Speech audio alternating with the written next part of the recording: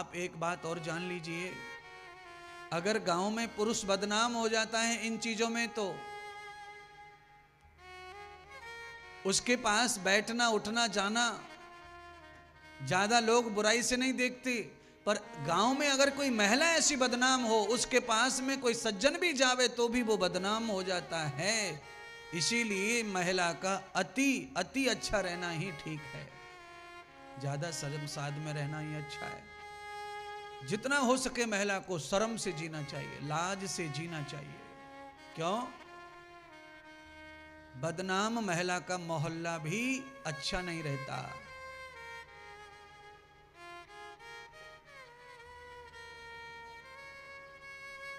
भगवान सूत जी कहते हैं सौनक ऋषि से, हे सौनक आदि 88,000 ऋषियों, आज चंचला जब मरने के लिए निकल पड़ी घर से, तो मार्ग में चंचला ने देखा कि शिव स्तोत्र गाए जा रहे हैं। पंडित जो है स्तोत्र गा रहे हैं, शिव स्तोत्र। और शिव स्तोत्र को श्रवण करने के बाद में चंचला ने ठहर करके उस स्तोत्र को जब सुना, तो चंचला के कान में और कथा भी चली गई साथ में। चंचला में जो सुना वो शब्द चंचला को हृदय में घर कर गया। महात्मा कथा में कह रहे थे कि इस तरह स्त्री अनेक पुरुषों के साथ जब संग करती है, तो मरने के बाद यमलोक में यम के दूत उसके शरीर में गरम गरम सरियां डालते हैं। चंचला ने जब ये दृष्टांत सुना कि ऐसा कर्म करने के बाद में यम के लोक में जाकर गरम सरियां डाली जाती हैं अंगों में, तो चंचला सुनकर घबरा गई, डर गई, क्योंकि चंचला तो उस कर्म को कर चुकी थी। तो उसे लगा कि ये कर्म मैंने किया है तो इसका दंड मुझे भी ऐसे ही मिलेगा। घबरा कर डर के महात्मा साधु पंडितों के चरणों में जाकर के गिर पड़ी और रोने लगे। हे आचार्य, हे पंडित, हे महात्मा, मुझे बचा लो, मैं पापनी अधम, मैंने बहुत पाप किए। मैंने गैर मर्दों के साथ अनेक रिश्ते जोड़े हैं, और शिव पुराण कहती है कि ऐसा फल मिलेगा कि गरम गरम सरियां अंगों में डाली जाएंगी, ऐसा दंड प्राप्त होगा। मैं उस दंड को भोगने की शक्ति नहीं रखती, इसलिए हे आचार्य, हे महात्मा, हे गुरुदेव, मेरी रक्षा करो, उस अधम पापनी को मुक्ति का मार्ग बताओ। चंचला को महात्माओं ने कहा कि सभी पापों का एक ही औषधि है, और वो है भगवान का भजन, भगवान की कथा। हे देवी, तुमने जो पाप किया है उसका दंड तुम भोग रही हो। शरीर तुम्हारा बीमार है, रोगी हो गया है, और इस रोग के बाद, मरने के बाद भी तुम्हारे आत्मा को भी दंड दिया जाएगा। आत्मा भी सूक्ष्म छोटा शरीर होता है, उसे दंड प्राप्त होगा।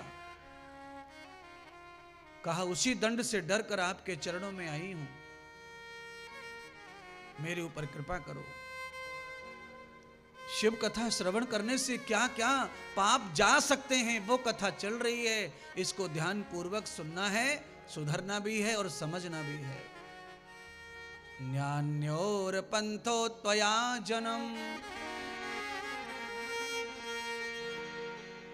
स्तरम पुण्यम तभोज्यम। पुण्य का भोग भी समाप्त हो जाता है, पुण्य का भोग भी समाप्त हो जाता है।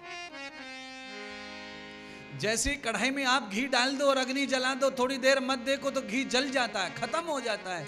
ऐसे पुण्य भी खत्म हो जाता है पाप से।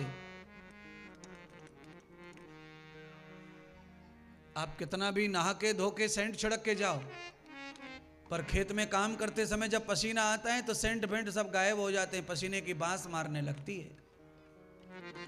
पाप का प्रभाव ज्यादा होता है और पुण्य का प्रभाव कम होता है, ये ध्यान रखना प्यारे। पुण्य कैसा होता है? पुण्य होता है रुई की तरह, कपास की तरह सॉफ्ट, मुलायम, और पाप पत्थर की तरह कठोर होता है, बहुत तकलीफ देता है। और रुई से कोई ज्यादा सुख नहीं मिलता। ज्यादा ठंड पड़ती है तो हम लोग रजाई बना लेते हैं, ओढ़ लेते हैं, थोड़ा सुख मिलता है। थोड़ी ठंड कम हो गई तो वही रुई तकलीफ देती है, पसीना आता है, फेंको फेंको फेंको, गद्दी फेंको फेंको फेंको, रजाई फेंको। पर ये पाप पत्थर के समान है। एक बार किडनी में फंस गया ना पत्थर, पथरी, स्टोन, मुतखड़ा, बार बार सताता है, बार बार सताता है और किडनी को खा जाता है। इसलिए ये पाप जो है ये मुतखड़े की तरह है, ये खा जाएगा तुमको अंदर से पर मिटेगा नहीं। इसीलिए मैटने के लिए महात्मा इंद्रदेव को भेजा है शिव जी ने आपके पास में, कि जाओ इन्हें संदेश दो, उपदेश दो, सुनेंगे तो कुछ बदलाव आएगा, कुछ सुधरेंगे और इनका कल्याण होगा। समय रहते पथरी को निकाल दिया जाए और समय रहते पथरी निकाल के थोड़ा अच्छा खाया जाए, अच्छा रहा जाए तो पथरी दोबारा पैदा नहीं होता मुतखड़ा।